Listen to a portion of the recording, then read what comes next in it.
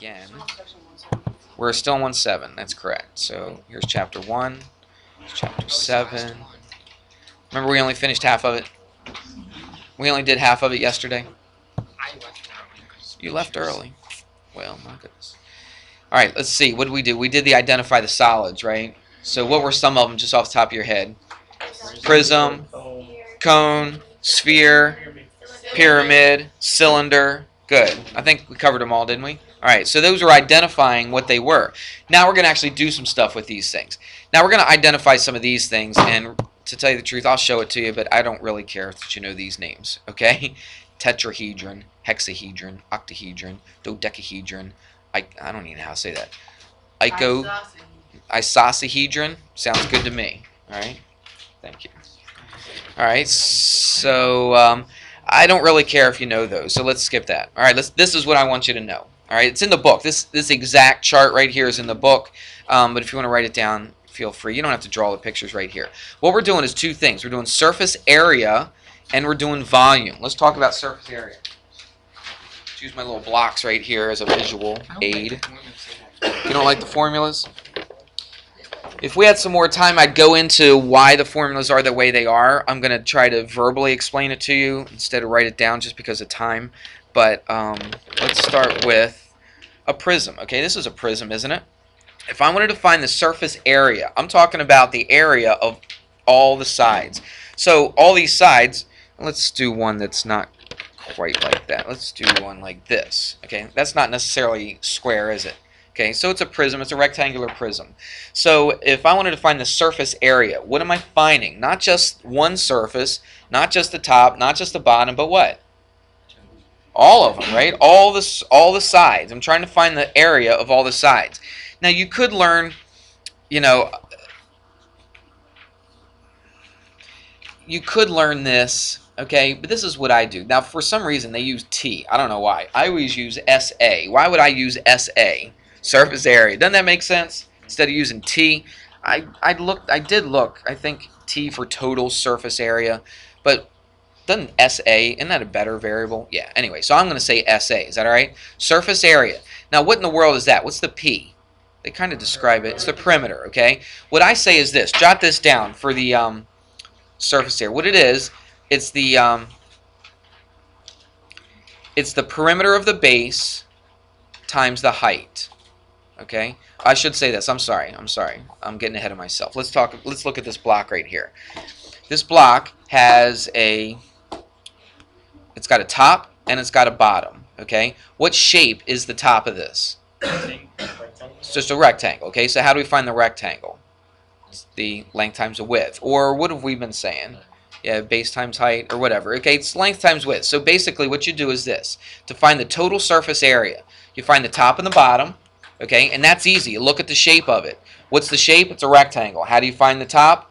It's just length times width. So if they give you a number, okay, this is the length and that's the width right there. You with me on that? So I know it's not written like that here. I like my way better. So length times width. But, and I'll show you why they put 2b right here. So you got a top, but you also have a bottom. So that's the area of the top, and you just add it to the area of the bottom. You know what they did here? What do you think that B stands for? Base. It's the area of the base. They just put a B, but that B right there means the area of the base. Why do they put a 2 in front of it? Because the top and the bottom are what? Are exactly the same. Right, they're two bases, so you multiply the top and the bottom. Does that make any sense? Why they put that? So far we got the top. Let's see, we got the top and we got the bottom. Now, what about all the sides? I'll give you a name that they don't say it here, but I call this the lateral surface area. All the sides. I'm not going to add them up all individually, but all the sides. Are you with me? Okay, that's called the lateral surface area. How do you think that I shorthand that? Lateral surface area. LSA, right, lateral surface area. So to find the lateral surface area, what I'm going to do is write this down. The lateral surface area is equal to this, because this works with a lot of different figures. The lateral surface area is the perimeter of the base. That's why they put that P right there. Okay, it's the perimeter of the base times the what? How tall it is. See, look at this. How tall is it? It's the h. It's the height. That's why they put this there. This is the lateral surface area. That's the sides. That's the area of all the sides, not just one of them. All of the sides. Okay, this works even if you had like a 5-sided figure, a pentagon, or a 6, or a 7, or 8-sided figure. This little formula that I'm giving you works every single time. It's the perimeter of the base times the height. That's the lateral surface area. Okay, does that make sense? So what are we finding just with that part of it? We're just finding the sides. What is this? This is the top and the bottom. So if you want to write it like this, that's fine. Okay, but I like to say the total surface area is the lateral surface area plus the top and the bottom. Everybody got that? Okay, so that works with a lot of things. Look, I can find the total surface area of this. What if it was a triangular prism? Well, what do? You find the top and the bottom. Now, you don't have to memorize a certain formula, but how do you find the area of this, of the top? It's a triangle, so what is the area of that? It's 1/2 the base times the height. Find what that is, and then the bottom's going to be the same exact thing, correct? So you find the area of the base and the area of the other base, which is the same thing, right? And you just add them to each other, or you just multiply one of those by 2. All right, so that's the top and the bottom. That's what that 2b is. You follow me? How do you find all the sides? You just take the what? What's that? That's the perimeter of the base, so you just find the perimeter of the base and multiply it by the height, times it by the height. So the perimeter of the base times the height. Okay, so a couple things. Find the top and the bottom, that's easy. Just look what shape it is and you should be able to find the area of that.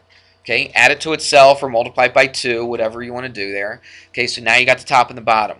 What about all the sides? You find the perimeter of the base and multiply it by the height.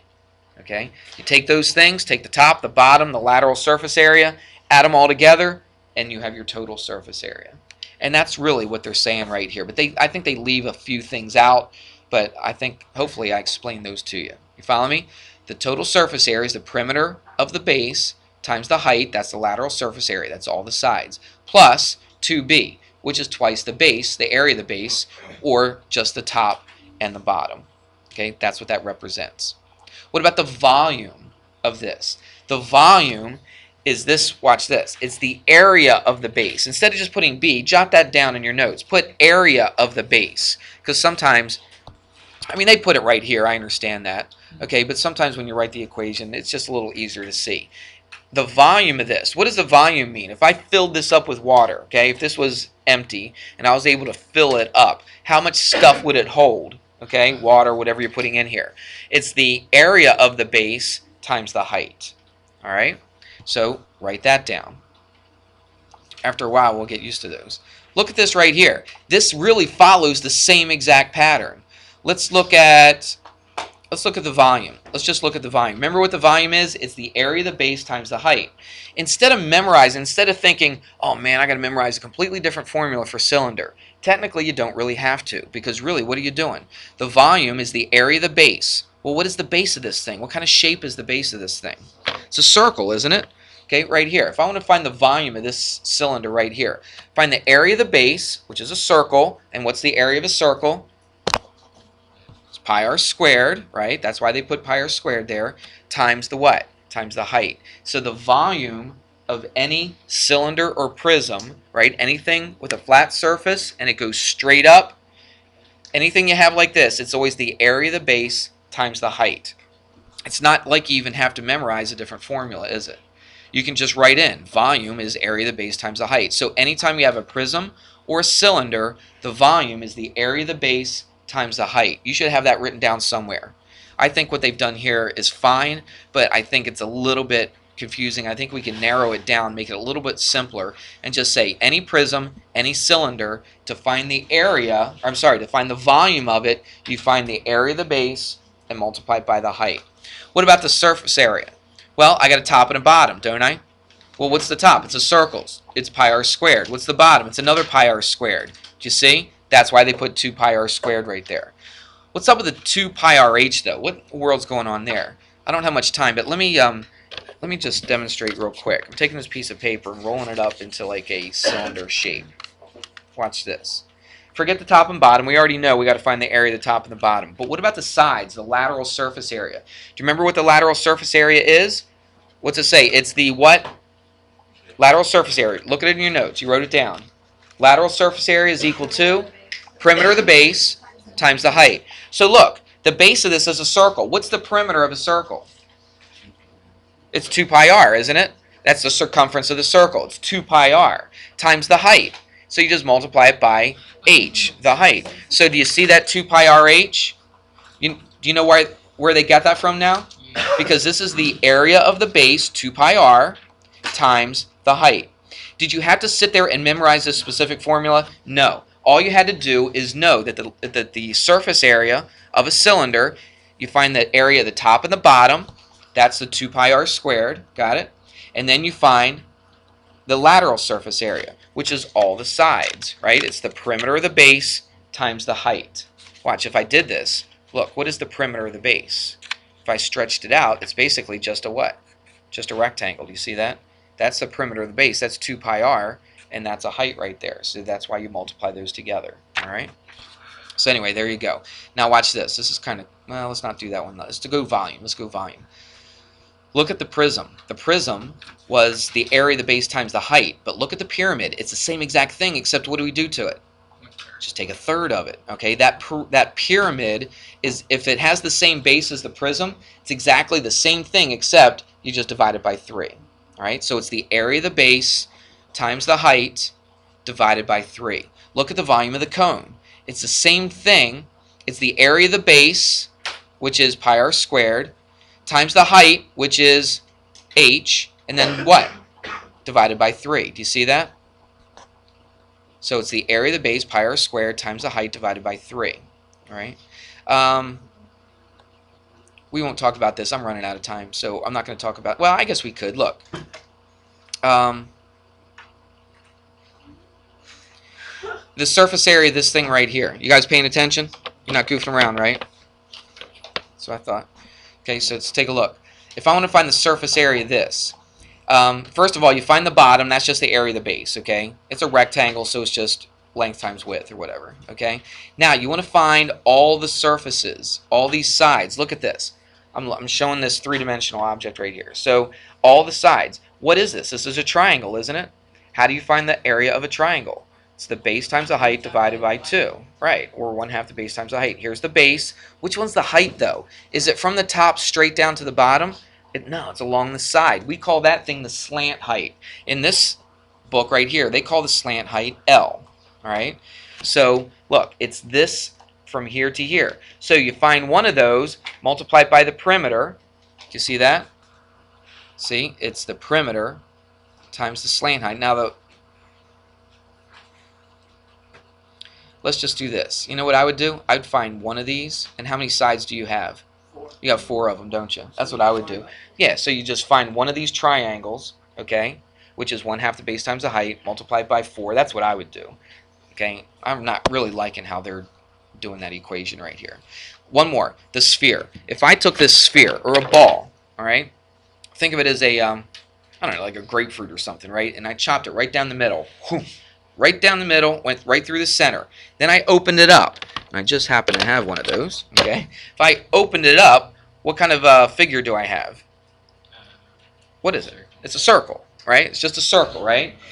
Listen to this. It takes, if I was to take this one circle, I think that's the same, yep. If I was going to take this one circle and like flatten it out and start wrapping it around this sphere, it actually takes exactly 4 of those circles to wrap completely around this sphere right here. So what's the area of this circle? Give me an equation. What's the area of the circle? Just this circle right here. It's pi r squared, okay? So 4 of them would be what? 4 pi r squared. You see where they get that? It's 4 pi r squared, okay? This is a little bit more complicated. If we had time, I could go through and show you where we got this from, but just memorize it, 4/3 pi r cubed. I can show you that at some other point.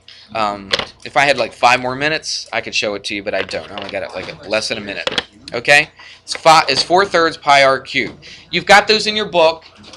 I just tried to give you some basic explanation of why those equations are the way they are, and we'll just stop right there. Let me give you an assignment. I'll put it on the board. Oops. And let me close this. Hopefully I didn't... Oh, just barely made it.